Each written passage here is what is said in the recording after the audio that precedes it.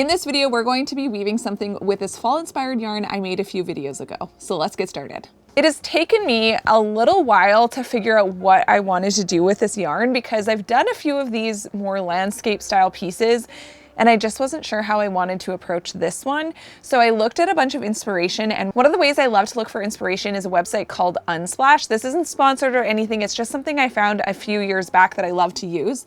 And I'm gonna show you the one that I found. So this is the inspiration that I found that I was really excited about because I wanted to do something a little bit different, and I love the idea of doing something from a completely different perspective than I've done so far.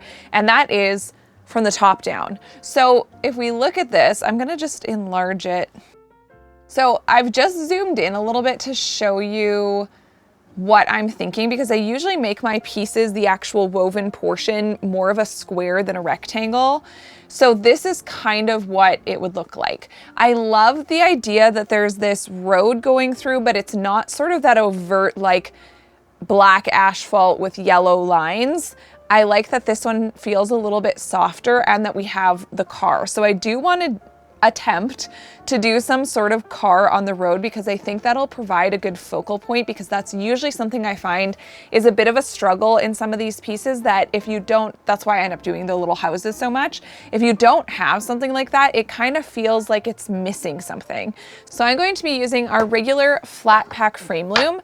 So basically what I'm thinking about is that even though the actual warp string throughout the piece is going to be fairly hidden, what I want to keep in mind is how the top is going to be hung. I really like to hang the weaving from the loops at the top of the piece onto a dowel. So what I need to think about is what that's going to look like with the rest of the piece. So something like an off-white in this case is going to feel very, very stark. And I think it's too stark for me personally. So white is kind of out. The other option, which is a good option, is this green. So you can see that that ties in really nicely. However, I also want to use this green as the fringe, and these aren't quite the same. They're pretty close and it could work, but I just don't think I want green at the top. So this is why I often choose the linen warp string, is because it's such a natural feel. It's neutral, it's not too bright and it's not too dark. So it's not going to be kind of stealing attention away from the actual piece. And I find that no matter what color the dowel is, whether it's a dark stain, whether it's not stained, or a medium stain, it just goes really well. So that's kind of my logic behind choosing the linen. So the first thing I'm gonna do is warp 36 total warp strings onto my loom. Next, I'm going to tape down my loom so that it doesn't shift around on me as I weave. So I have this yarn that's very similar to the color of the fringe string that I'm going to be using. So I'm going to use this for the base work. I'm going to be weaving in this piece of cardstock just with plain weave, which is over 1 under 1. Then I'm going to be doing a twining stitch followed by 2 rows of plain weave with this base yarn. All right, so next I'm grabbing my cotton string that I'm going to be using for the fringe, and I'm going to use my bracelet loom to cut out the pieces that I need. I'm going to do 2 strands of this per 2 warp strings, so I'm going to need a total of 36.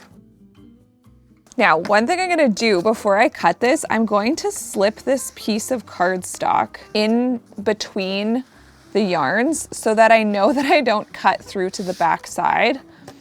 So let's see how it's looking here. Yeah, so this will just make it easier to not cut through the strands that I don't want to cut through.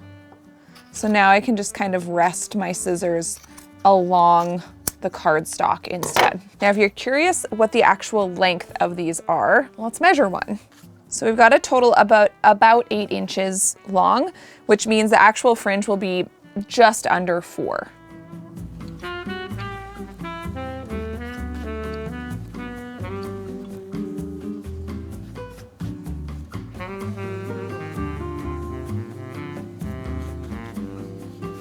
So I just added this little piece of yarn about 3.5 inches down from the top of my loom. Since I have created a few of these pieces before and I want to use the same size of dowel as I have been using, which is a 7/8 inch thick dowel, I know that I need to come down 3.5 inches, and that's basically going to be where my weaving is going to end. Now, Is this gonna shift around? Probably, but I'm just sort of visualizing where I'm headed. And now we need to decide kind of how that pathway is going, or the road is going to move through this piece. So I can kind of line it up like this and actually just tape it right to my loom. And you can do this with any drawing that you want to weave. If you want a direct reference, this is definitely the easiest way to do it. For the actual handspun, I'm going to be weaving over 2 under 2 because it is a very bulky yarn. I'm going to fish this under here, and I'm just going to slowly follow my line up and allow myself to kind of come in randomly to sort of imply that tree view kind of covering the road a little bit. Okay, so I've arrived to fairly close to the top, and I just used 3 arm lengths to do this whole side, so that's really good. Now, I'm not quite to the top, so I think I'm gonna have to add a little bit more, which is kind of a shame, just because I was so close. And I don't wanna start a new piece, but I think I'm gonna have to because, yeah, the top of the piece needs to be here. So I'm gonna need like 1, 2, 3, 4. So I'm just gonna cut it here.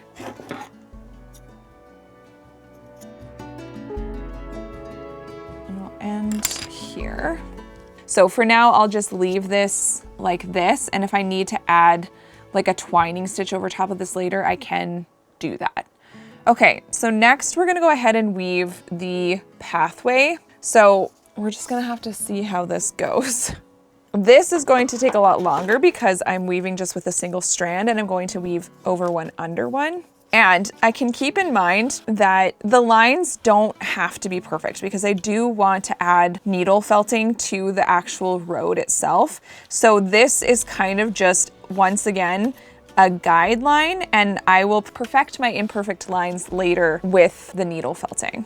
I just want to pause here and acknowledge how ridiculous this looks so far, but I want you to stick with me because I did a piece like this a while back and it started looking so weird. And I feel like this is one thing that maybe we don't talk about enough in terms of making pretty things, that sometimes there's a stage of it where it's not as pretty, and we're working on sort of this base work, the layer that is not actually going to be seen in the end, and it can look really strange and like it doesn't work. So I just want to encourage you, if you're like, this is gonna look weird, Janelle, I agree. If I left it like this, it's looking a little weird, but because I've done this before, have confidence that I'm going to be able to make this look really great. So just keep in mind that what is happening now is not going to be what the end product looks like. I think I'm done the road portion. Again, I know it looks weird. I have these pieces jutting out so that I don't have huge gaps between the road and the tree area.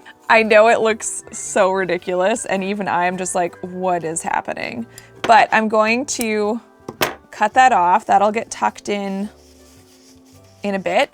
And then I'm going to go ahead and move on to this side of the road. So this is going to be more of the trees. Now that I'm confident that I have more than enough yarn, thank goodness. I was going to be really sad if I didn't have enough to do this. But I think that just goes to show, you know, this is such a great way to use art yarn because you don't need a ton of it. And art yarn tends to be, or can be, if you're not making it yourself, a little bit pricier than your standard yarns. And so I really like this way of using it for that reason, because a little bit goes a long way. So I'm gonna go ahead and weave up this side, and then we're going to really start bringing this together.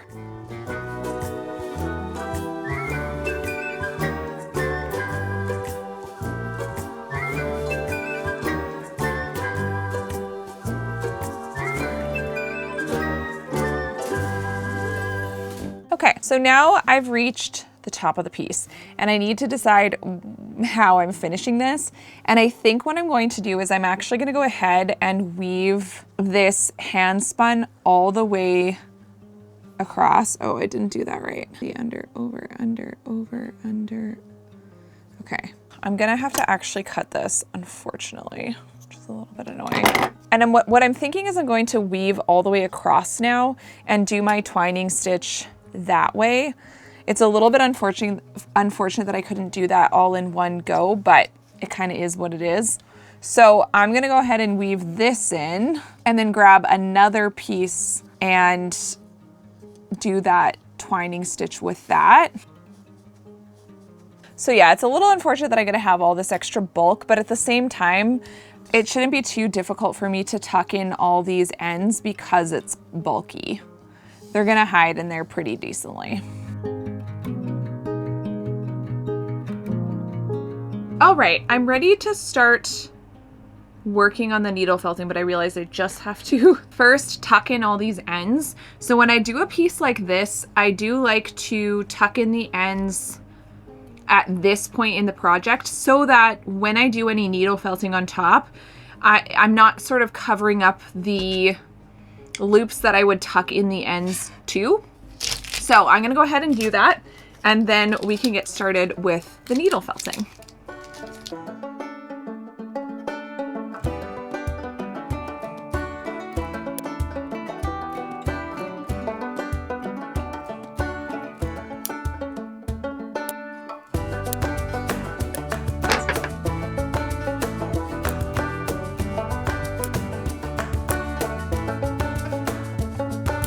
Okay, I have finished tucking in the ends. Something interesting that I noticed that you might be seeing here that I'm gonna bring into the next piece, it's good information, and that's what I love about experimenting in these pieces, is that what I noticed was it was actually so much better to have this woven and then weave this in. So look how much smoother this line looks than this one. And then the other thing was that on these edges, I really let the hand spun yarn be quite loose going over that edge. And it's kind of giving this effect of being raised up a little bit more from my road than this side. Can you see the difference? This is very flat and this is definitely raised up a little more. So that's a good piece of information to have for the next one. Now, does it ruin this piece? Absolutely not. It's still very much going to work just fine, but it's one of those things that I honestly never would have really noticed had I not done it this way. So I'm glad to know that now. Next, I need a couple books so I can prop up my loom and we can start with the needle felting. So I always like to prop it up so that I can put my felting pad, which has seen better days, but you know what? I'm gonna use it until it's basically falling apart. And for this one, I'm mainly planning on needle felting onto the road. So I can just kind of put my felting pad underneath that area. So I'm gonna bring up my reference photo again over here just so I can kind of look at it. And the road in that one is quite dark, like it's almost black. I'll just show you briefly here. So you can see it's almost black. So I kind of want to replicate that here. I do have the brown down so that it's like not so stark. And I don't know that I want to actually use black. So this is like an almost black brown. It's very dark. It's even darker than what I used to weave the road. So I think this would be a good choice for the road portion. Basically what I want to start doing is creating our road and getting that more smooth looking line. And then I might add some shadowing in amongst what is supposed to be the trees to make them look a little bit more like you're looking at trees top down. We'll see where this takes us. If you would like a tutorial on how to needle felt on top of your weaving, check out this video up here, wherever it goes. I'll put it up here, so if you're curious about this process, that's a great video to watch. Now, even though I took the hand spun yarn to the very top of the piece, I am thinking about allowing this dark color to go all the way to the top.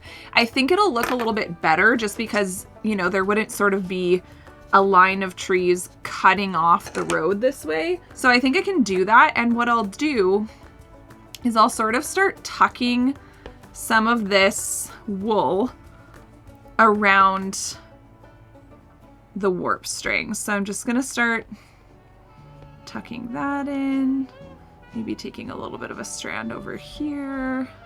So kind of like that. Okay, I have to trust the process. But sometimes even I know that when you're looking at it too, you're probably like, what is going on? And yeah, I feel that way too often. It's usually at this point where I'm like, what is this even going to become?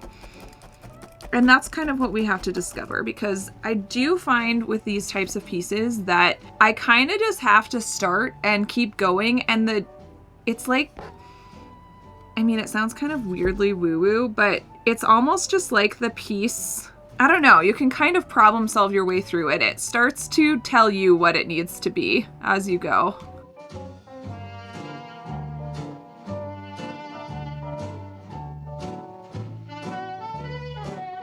So now I've flipped it over just to get the ends of this wool kind of worked in a little bit better.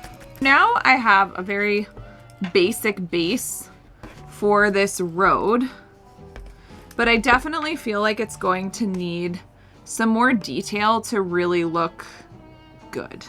So one thing I could use is I do have this more mixed green, although this feels very, very light. So that might actually be too light. But I'm kind of thinking I should add a bit of like that road, like the side of the road. I'm just not really sure what colors to use for that.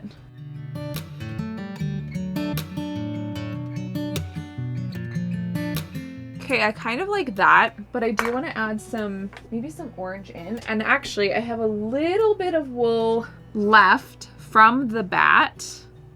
So I could potentially use some of this as well, just as a more mixed color to add to the side of the road, and maybe even just in certain areas. Let's just try that and see, just to kind of give it a look as if there were leaves fallen on the ground next to the road. I feel like that works quite nicely. So I'm gonna do that again on the other side, adding some of this brown and then layering this mixed wool over top of it. Okay, naturally, because this wool is like the exact same color as this, it's kind of blending in potentially a little bit too much for me. And I'm trying to figure out how I can kind of fix that. Maybe if I put just a really thin, let's try this, a really thin layer of brown over top of it, because I do want it to feel, you know, a little bit darker since it is kind of shadowed by the trees. So now I'm going in, and I don't know how effective this will be. I feel like every piece, I'm just like, there's so much experimentation going on. But what I'm trying to do is not have all the fibers going in the exact same direction. So I'm kind of like balling up a little bit of that and then just needle felting that into place. I don't know if it's helping or not, but my thought process is just around, again, not wanting it to feel so, see, that might just be too much. Just not wanting it to feel like so one direction. And then I might have to go in and try to make this line a little bit more smooth. Okay, I think I want to pause on the road for a little bit so that I can kind of think about this treed area some more, because I feel like right now what's happening is, as you can see, it is a little bit like horizontal, like it's very linear, and that's obviously not what a tree looks like from up top. You can see on this that the trees are kind of a little bit more of a round shape right at the top. So it's kind of like a little cluster of leaves, and there's all this negative space in between that, sort of these shadows. So I'm thinking of trying to add some of that, and it always feels like a bit of a risky thing to do, because what if it doesn't really work, and is that going to, I guess, just in the long run not look very good? So I think I'm gonna try just a little bit, just to kind of add little shadows and see what that does for us. I'm not sure this is going to really work because our colors aren't really in clusters, right? Like they're kind of all, I don't know what the words I'm looking for are, like a little bit more spread out, but maybe this will work. So we're kind of like pretending that this is a tree. Does that look like a tree? Okay, I'm gonna play around with this. We'll see if it'll look good at all.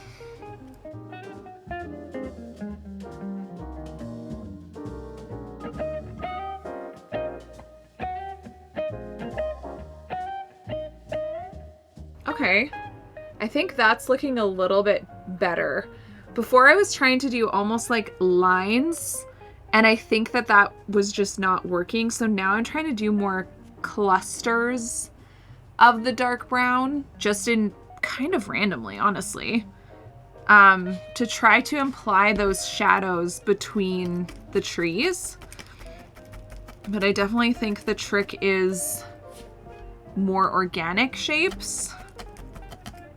It's funny because I almost put some dark brown into this yarn when I was spinning it, and then I decided not to. What this is allowing me to do is, again, kind of change the direction a little bit of these clusters, so you can have some kind of, you can have them going in all sorts of direction. Whereas right now, why it doesn't look as much like a forest, I feel, is that it's because everything is looking just so linear right now. But I'm definitely finding that sort of thinner pieces of the dark wool are best. Whew, this is one of those ones, you guys. But I may have been staring at it too long. You see how adding in all this little bit of the dark brown is beginning to add that definition that's not making it just look like I wove it how I did, which was just, you know, horizontally stacked on top of itself. So it's definitely helping, but whether or not it's fully there is perhaps another question.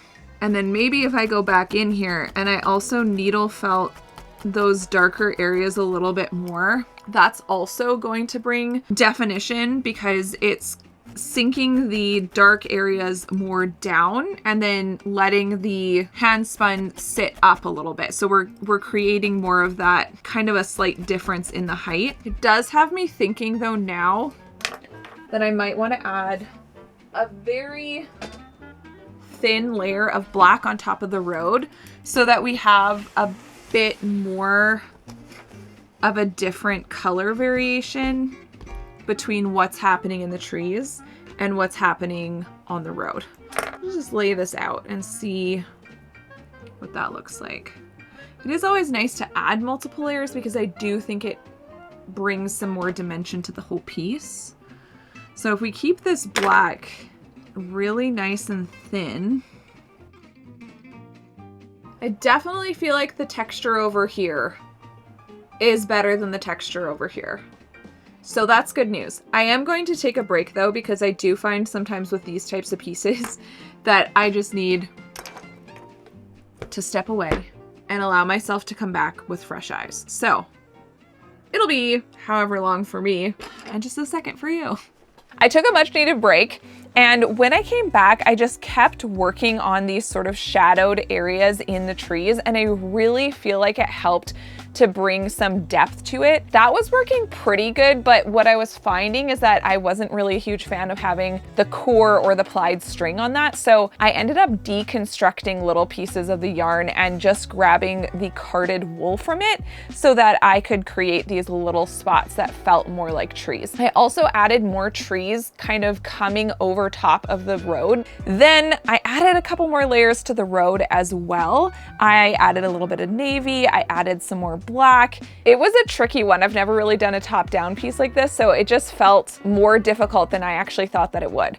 And then there was the car. The car took me quite a long time, I'm not gonna lie to you. Working on these really tiny details can be so hard, and that's what I had such a challenge with in the last landscape piece that I did. I feel like adding these little details and trying to create these shapes is more tricky than you would think that it would be, but it started to come together. I added some side mirrors and I really just kept looking at the photo for reference. Once I had all of that finished, I started taking it off the loom and tucking in all those warp strings, and I added the dowel.